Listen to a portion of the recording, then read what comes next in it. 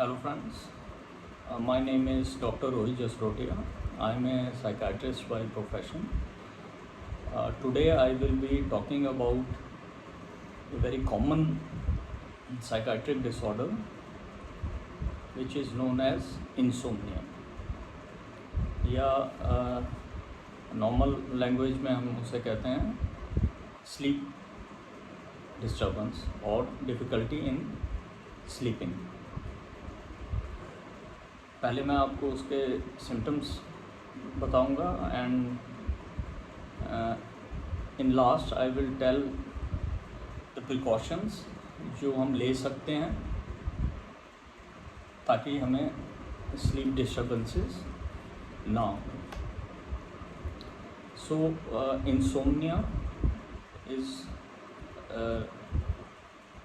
a sleep disorder which is characterized by disturbance in falling asleep, staying asleep, and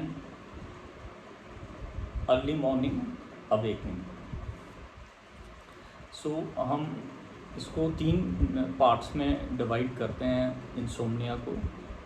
एक होता है when the patient have problem in initiation of the sleep, and second part is maintenance of the sleep, and the third part is termination of the sleep. So subdivision of insomnia are 3 कि किसी को नींद पढ़ने में problem आती है, कईयों को नींद आ जाती है बट वो मेंटेन नहीं कर पाते हैं और बीच में रात को उनको उठना पड़ता है कई बार, और कईयों को सुबह जल्दी नींद खुल जाती है।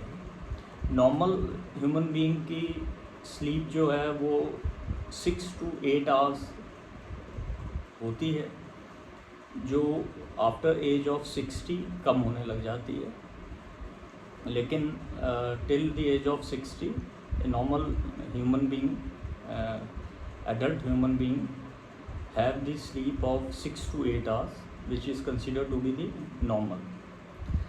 आगे इंसोम्निया सब डिवाइड करते हैं हम उसे 2 पार्ट्स में। One is primary insomnia and the other one is secondary insomnia. Primary insomnia is in itself a psychiatric disorder, and secondary insomnia is because of some other medical or psychiatric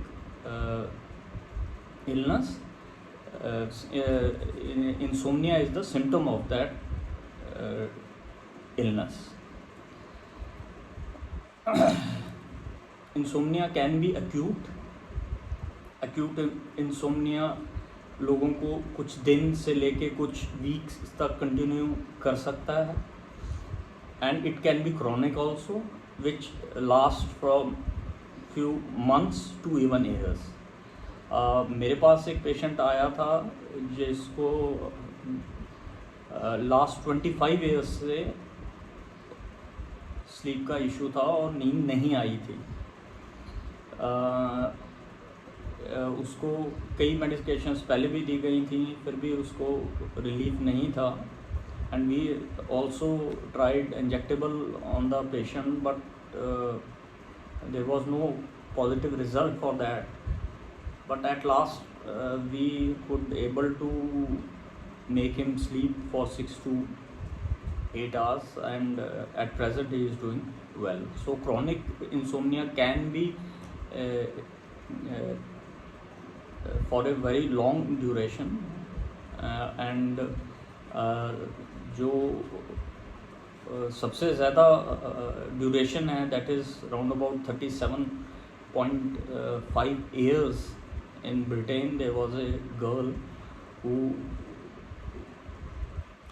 could not sleep for 37.5 years, which started from the age of 7, और उसको ये insomnia जो है वो continue रहा for 37 years, round about 37 years. Now I will tell about the symptoms. पहले ये होते हैं कि कईयों को नींद आने में डिफ़िकल्टी आती है, बेड पे वो लेटेंगे उनको नींद नहीं आती। सेकंड होता है कईयों को नींद आ जाती है बट मेंटेन नहीं हो पाती है, बीच में उनकी नींद खुलती रहती है। या फिर कईयों को नींद आ भी जाती है, मेंटेन भी प्रॉपर होती है, बट जो उसकी टर्मिनेशन है नींद की वो बहुत जल्दी होती है।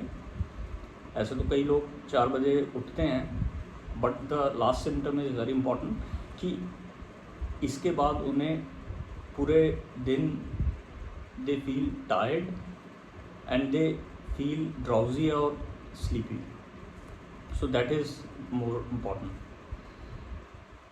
There can be associated symptoms which starts when you have sleep issues. There can be irritability, there can be anxiety in the patient, and the patient who have insomnia for longer period can land up into depression also. So now we come to the causes. Cause इसका major cause can be some psychological stress. It can be because of traveling or your working schedule, जैसे कई आजकल corporate में या even offices में night shifts करनी पड़ती हैं, तो which is not incongruent to the natural phenomena. सो कई बार जब नाइट शिफ्ट करो तो जो डे में आपका नींद होगी वो वैसी नहीं होगी जो नाइट में आएगी, और नाइट में फिर जब आप सोएंगे तो आपको स्लीप की प्रॉब्लम होना स्टार्ट हो जाती है. So your work schedule can also be a reason for the insomnia. Then there are poor sleep habits, वो भी इंसोम्निया को ला सकती हैं. Eating too much at evening or night time can also cause insomnia, and taking caffeine, coffee, tea, nicotine or alcohol at night time can also lead to insomnia. Risk factors रहते हैं females में, mostly menstruation cycle के time में hormonal switch होता है, तो उस time उनमें स्लीप की प्रॉब्लम हो सकती हैं. ड्यूरिंग मीनोपॉज बहुत ज़्यादा फीमेल्स में नींद के इश्यूज आ सकते हैं. There can be night sweats and hot flashes, so that can be seen. During pregnancy also sleep disturbance is very commonly seen in females, and the patients who are above the age of 60 can also have sleep disturbances because of many reasons, medical reasons also, and जो normal natural phenomena भी sleep का है वो है with age your sleep duration starts to decrease. so 3-4 घंटे की नींद ही रह जाती है after certain age, so that can also be a reason.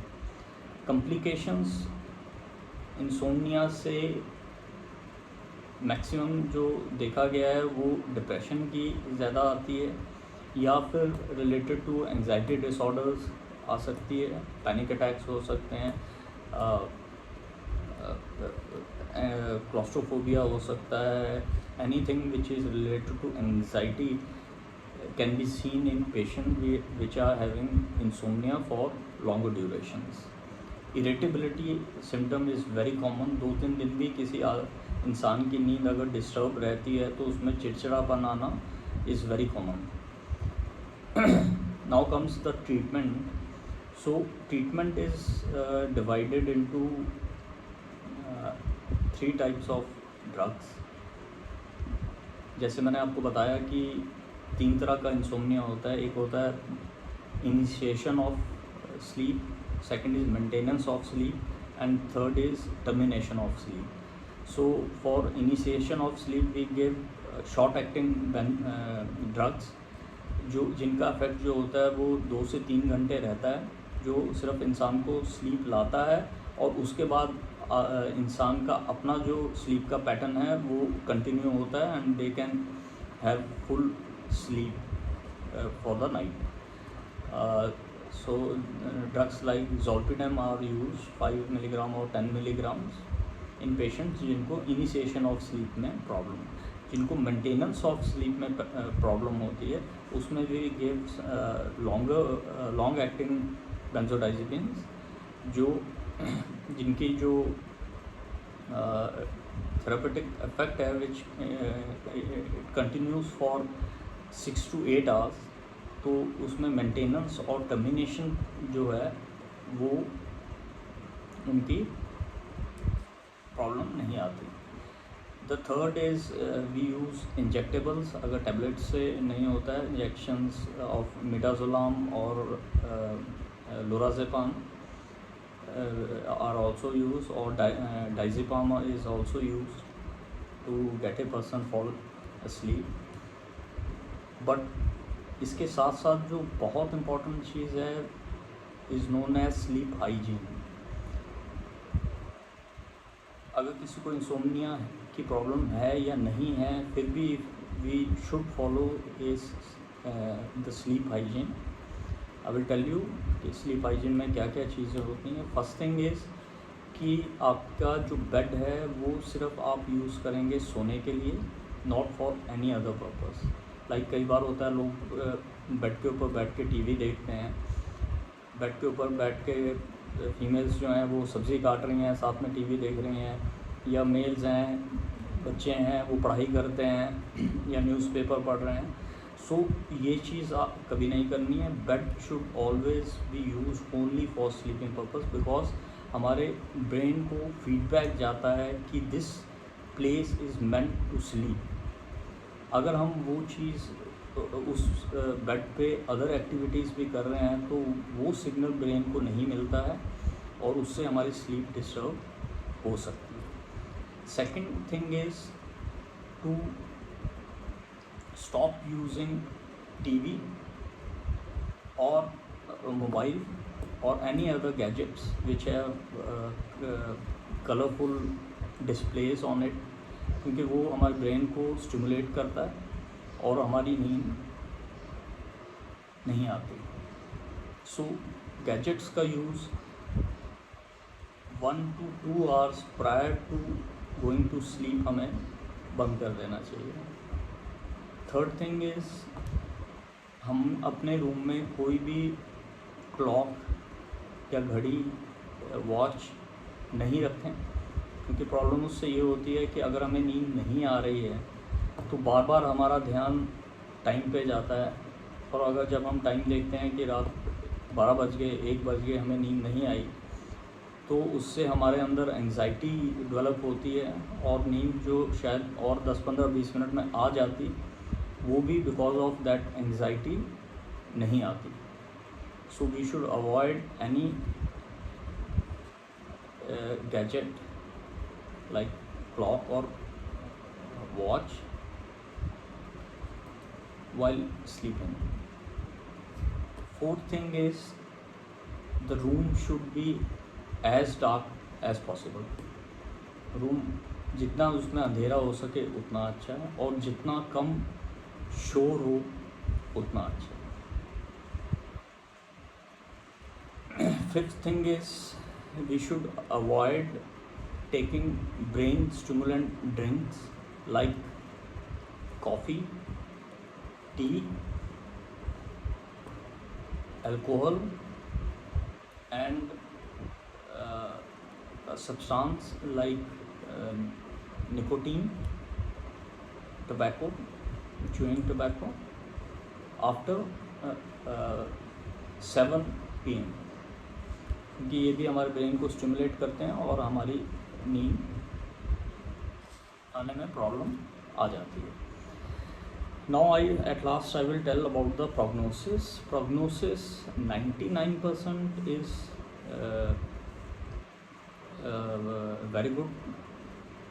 Medicines के साथ इंसोम्निया को ट्रीट किया जा सकता है और बहुत अच्छे रिजल्ट्स हैं इसके।